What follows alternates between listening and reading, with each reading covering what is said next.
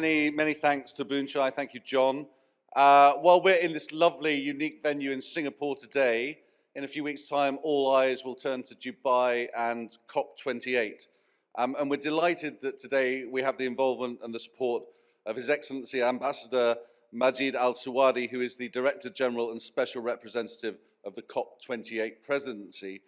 In his capacity as Director General, he is collaborating closely with the COP28 president to bring the world together at COP28, fostering global transformative climate action. He has prepared some welcome remarks for us, so now for our opening keynote address, let's hear from Ambassador Majid Al-Suwadi. There is a challenge before us, and with partners like you, we know that we are up to this challenge. The low-carbon transition requires 126 trillion from now until 2050, beyond what we've already mustered. Almost half of that investment is needed in the Asia-Pacific region. By 2030, the developing world will need more than 2.4 trillion to address climate change, not a one-time payment, but every single year. Without a major reform of the current financial system, it will be impossible to build the new zero-carbon system that the world needs, and it will be challenging to invest in resources and infrastructure to ensure that vulnerable countries are equipped to mitigate and adapt to climate change. Here in Singapore, a third of the territory is 5 meters or less above sea level and high annual rainfall. That means you know better than most of us the risks at hand. The global stocktake has brought into focus what we need to accomplish. To keep 1.5 within reach in the next 7 years, we must cut emissions by 22 gigatons. With our collective goal now in focus, it's time to act. The COP28 action plan seeks to make the shift from agreement to action. It's a 4-point call to action to fast-track the energy transition, fix climate finance, and focus on people, nature, lives, and livelihoods, and underpin all of this effort with full inclusivity. The COP presidency has consulted extensively with stakeholders around the world, presidents and ministers, indigenous leaders, youth, CEOs, policymakers, central bankers, investors who have fed into our agenda. The COP28 action plan is what gives hope. We can deliver a pivotal milestone at COP28 to shift 2030 trajectories, but we cannot do it without climate finance. Fixing climate finance starts with restoring trust in the system. We are seeing progress. Developed nations are beginning to follow through on their $100 billion pledge that is long overdue. And we are seeing progress on doubling adaptation finance by 2025, replenishing the Green Climate Fund, and operationalizing the Loss and Damage Fund and funding arrangements.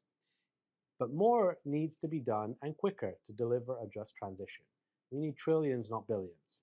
That's why we're calling for a reform of the global financial architecture so that climate finance is more accessible, available, and affordable. We're working with partners to establish a new financial framework that can deliver the net zero transition in an inclusive way for all countries and communities through public, private, and philanthropic capital. We need to move more private capital at scale towards climate action in developing countries. That means unleashing the power of voluntary carbon markets and green capital markets through harmonized standards and high-integrity transactions. The COP presidency has also been calling on multilateral development banks to work better together and release far more capital for climate action in the global south. We are calling on governments to come to COP28 armed with innovative solutions and policy incentives to unleash the potential of the private sector. And we invite the private sector to leverage your influence, innovation, and networks to turn ambition into action and action into outcomes. Even as we unlock trillions, 2 key challenges remain in the low-carbon transition. First, it must be a just transition, a shift to a low-carbon economy in a way that is fair and inclusive as possible. For everyone, everywhere. Countries that have done the least to cause climate change are often impacted the most. Often climate finance for them remains unavailable, inaccessible, and unaffordable. We need to partner with those countries to tailor their just transition strategies. There is no one-size-fits-all. The low-carbon transition should be an equal opportunity for all countries and communities to benefit, while leaving no one behind. Second, we cannot make this low-carbon transition without heavy emitting and energy sectors on board and committed to decarbonization. They should develop credible net zero transition plans with strong 2030 targets on the way to net zero. The energy sector is a linchpin in helping other sectors decarbonize. They need to lead the way in eliminating methane emissions and halving Scope 1 and 2 emissions while collaborating on financing and technology to make this happen. We also need them to increase investments in clean energies, including carbon capture, utilization and storage, and low carbon hydrogen. These interventions will have a far-reaching transformative ripple effect that makes an otherwise daunting low-carbon transition doable. Because it's doable, now is the time to act, but we need your help and support. We are less than a month away to COP28, and I sincerely hope our next meeting will be in person in the UAE. Thank you all for your support and effort, and I really appreciate you listening to me today.